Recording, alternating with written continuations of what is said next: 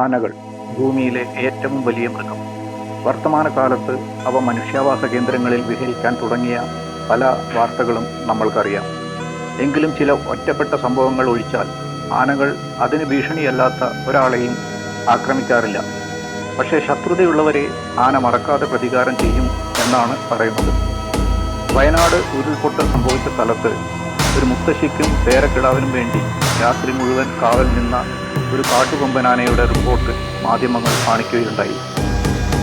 ഉരുൾപൊട്ടലിൽ നിന്നും ഒഴുകി വന്ന മണ്ണും വെള്ളവും മരങ്ങളും വന്നടിച്ചുകൊണ്ട് വീടുകൾ അമർന്നടിയുമ്പോൾ സ്വന്തം ജീവനും കൊണ്ട് പുഴ നീന്തിക്കടന്ന് ഭാഗ്യം കൊണ്ട് ഒരു കാട്ടുകരയിൽ കയറിപ്പറ്റിയ ഒരു മുത്തശ്ശിയും 10-12 വയസ്സ് പ്രായമുള്ള പേരക്കിടാവും ചെന്നുപെട്ടത് ഒരു കാട്ടുകൊമ്പന്റെ മുമ്പിൽ. ദുരന്തത്തിൽ അവരനുഭവിച്ച ദുർഗതിയും ആ കാളരാത്രിയിൽ അവർ സാക്ഷ്യം വഹിച്ച അനുഭവങ്ങളും AI-യുടെ സഹായത്തോടെ സൃഷ്ടിച്ചെടുത്ത ചിത്രീകരണം കാണുക. കാലം 4 മണിക്ക് തന്നെ ഞങ്ങൾക്ക് അതിന്റെ സൂചനകളുണ്ട്. ആകെ ഇരുടായിരുന്നു, വെളിച്ചവും വെട്ടയൊന്നുമില്ല, ഇരുട്, ഒരു മൂകന്ത. അപ്പൊ എനിക്ക് ഭക്ഷണങ്ങളൊന്നും ഉണ്ടാക്കാനോ ഒരു സന്തോഷവും ഇല്ല, മനസ്സിനെന്തോ സംഭവിക്കുന്ന പോലത്തെ ഒരു ടെൻഷൻ. അപ്പൊ ഞാൻ കുട്ടികളോട് പറഞ്ഞു, മക്കളെ നമുക്ക് പോകാനും ഒരു സ്ഥലമല്ല, ആരും കൊണ്ടുപോകാനുമില്ല, നമ്മൾ എന്ത് ചെയ്യും, എന്താ ഈ നാട് ഇങ്ങനെ, എനിക്ക് പേടിയാവുന്നുണ്ട്, എന്തോ സംഭവിക്കും തോന്നുന്നു. ഞാൻ കുട്ടികളോട് സൂചന കൊടുത്ത് വാതിൽ തുറന്നിട്ടേ ഇല്ല, അത്രയ്ക്ക് പേടി. പകല് പെരും മഴ. എന്നിട്ട് ലേശം അരിയിട്ട് കഞ്ഞി വെച്ചിട്ട് ആ കഞ്ഞി ഞങ്ങൾ കുടിച്ചിട്ടില്ല, ടെൻഷൻ കൊണ്ട് എന്തോ സംഭവിക്കാൻ പോകണമെന്ന് തന്നെ. അതിൽ എല്ലാവരും ഉറങ്ങി. കറണ്ടില്ല, കറണ്ട് വെളിച്ചങ്ങളൊന്നുമില്ല. എനിക്ക് കിടന്നിട്ട് ഉറക്കം വരുന്നില്ല. അടിയിൽ കൂടി എന്തോ വരുന്ന പോലെയോ ഇത് പൊട്ടണ പോലെയോ എന്തൊക്കെയോ സൗണ്ടുകൾ ഇങ്ങനെ കേൾക്കുക. അപ്പം ഞാൻ കുട്ടികൾക്കും ചോറ് വേണ്ട, ഞങ്ങളും കിടക്കുകയാണ് പറഞ്ഞ് കിടന്നു. അപ്പം എനിക്ക് ഭക്ഷണങ്ങളൊന്നും ഉണ്ടാക്കാനോ ഒരു സന്തോഷവും ഇല്ല, മനസ്സിനെന്തോ സംഭവിക്കുന്ന പോലത്തെ ഒരു ടെൻഷൻ. അപ്പം ഞാൻ കുട്ടികളോട് പറഞ്ഞു, മക്കളെ നമുക്ക് പോകാനും ഒരു സ്ഥലമല്ല, ആരും കൊണ്ടുപോകാനുമില്ല,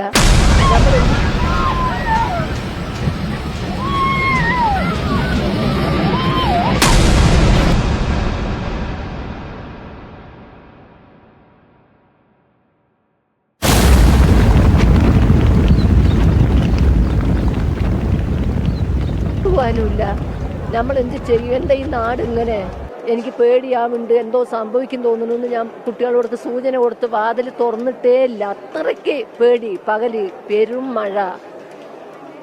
എന്നിട്ട് ലേശം അരിയിട്ട് കഞ്ഞി വെച്ചിട്ട് ആ കഞ്ഞി ഞങ്ങൾ കുടിച്ചിട്ടില്ല, ടെൻഷൻ കൊണ്ട് എന്തോ സംഭവിക്കാൻ പോകണമെന്ന് തന്നെ.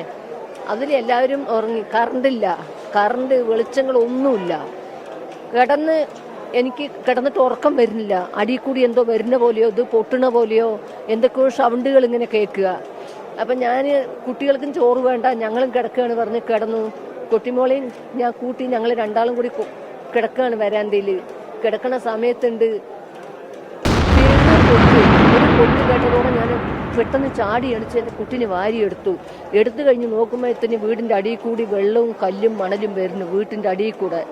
നിമിഷങ്ങൾ കൊണ്ട് വെള്ളം ചളിയൊക്കെ ഇത്രയ്ക്കായി കഴിയല്ല, പെടവാണ്ട് മരം വന്ന് അടിച്ചു. മോള് മരത്തിന്റെ അടിയിൽ.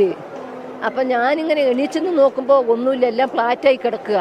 എൻ്റെ കുട്ടീന്ന് പറഞ്ഞ് ഞാൻ എന്നെയും കൊണ്ടുപോകുന്ന ചാടാൻ നിൽക്കുമ്പോഴത്തേന് കുട്ടി പറഞ്ഞ്, അമ്മമ്മ എന്നെ രക്ഷിക്കും, ഞാനിവിടെ ഉണ്ട് എന്ന്. മരം വലിയ തടിമരം വരുമ്പോൾ ഞാൻ ഈ കുട്ടിനെ വലിച്ചെടുക്കുകയായിരുന്നു ഉള്ളിന്ന്. അത് വന്ന് അടിച്ചതാണ് എൻ്റെ കൈക്ക്. അതിൽ കുട്ടിനെ വലിച്ചെടുത്ത് കെട്ടിപ്പിടിച്ചിട്ട് ഞാൻ മേലേക്ക് കയറി. ഈ അടുപ്പിൻ്റെ സ്ലാബിൻ്റെ ഉള്ളിൽ കൂടി ഞാൻ മേലോട്ട് കയറിയിട്ട് വാർപ്പിൻ്റെ പുറത്ത് പോയി. ഈ വാർപ്പ് വീണ് കിടക്കണില്ല, അതിൻ്റെ പുറത്ത് നിൽക്കുക. ഞാൻ നിന്ന് നോക്കുമ്പോൾ കെട്ടിടങ്ങളൊക്കെ മറിഞ്ഞ് വരിക. അതിൻ്റെ ഉള്ളിൽ നിന്നൊക്കെ കൂക്കും വിളിയും കേൾക്കുന്നുണ്ട്, രക്ഷിക്കണേ രക്ഷിക്കണേ. എൻ്റെ സൗണ്ട് ഇനി ശരിയായിട്ടില്ല, ഒച്ചിട്ടിട്ട് ആരും രക്ഷിക്കാൻ വരുന്നില്ല. ഒരു അയൽവാസിയില്ല, വീടുകളൊന്നുമില്ല, എല്ലാം മറിഞ്ഞു പോയി കഴിഞ്ഞിട്ട് ഞാൻ അതിൻ്റെ പുറത്ത് നിന്നിട്ട് എൻ്റെ കൊച്ചുമോളെയും വലിച്ച് വെള്ളത്തിൽ പോവുക. ഞാൻ എവിടേക്കാണ് പോകണേ എനിക്ക് ഓർമ്മയില്ല.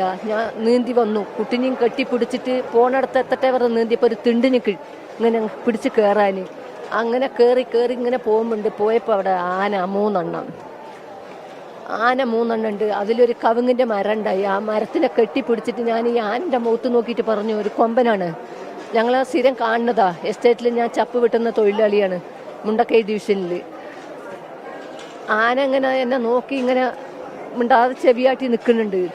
അപ്പം ഞാൻ പറഞ്ഞ്, ഞങ്ങൾ വലിയ ദുരിതത്തിൽ നിന്നാണ് രക്ഷപ്പെട്ട് വരുന്നത്. നിനക്ക് നല്ല മനസ്സുണ്ടെങ്കിൽ ആരെങ്കിലും വന്ന് ഞങ്ങളെ രക്ഷിക്കട്ടെ, എന്നെ ഒന്നും ചെയ്യരുത് എന്നെ എൻ്റെ കുട്ടിനെയും പറഞ്ഞിട്ട് ആനിങ്ങനെ നോക്കി രണ്ട് കണ്ണു കൂടി ഇങ്ങനെ വെള്ളം വരിക. എൻ്റെ ആ മരത്തിൻ്റെ താഴെ തന്നെ ഞാനും എൻ്റെ കുട്ടിയും കിടന്നു. മഴ, പെരും മഴ. രാത്രി 1:30 സംഭവിച്ചിട്ട് 6 മണി വരെ രാവിലെ ആ മരത്തിൻ്റെ താഴെ ഞങ്ങൾ കിടന്നു. പിന്നെ നമുക്ക് മേപ്പാടിയിൽ നിന്ന് കൽപ്പറ്റയിൽ നിന്ന് അറിയില്ല, അതിൻ്റെ ആൾക്കാർ വന്നു. അടുത്തൊന്നും മാറിയിട്ടില്ല. ആന അവിടെ തന്നെ നിൽക്കുക, ഒരു ശല്യം ചെയ്തിട്ടില്ല, ഒന്നും അത് തിന്നിട്ടില്ല. അത് പേടിച്ച് വിറച്ച് ഇങ്ങനെ കണ്ണീരും വിട്ടിട്ട് ഞങ്ങളടുത്ത് തന്നെ നിന്നു. അങ്ങനെ ഈ 6 മണിയായപ്പം എല്ലാ കാപ്പിക്കാടാണ്, വനം കാപ്പിക്കാടാ.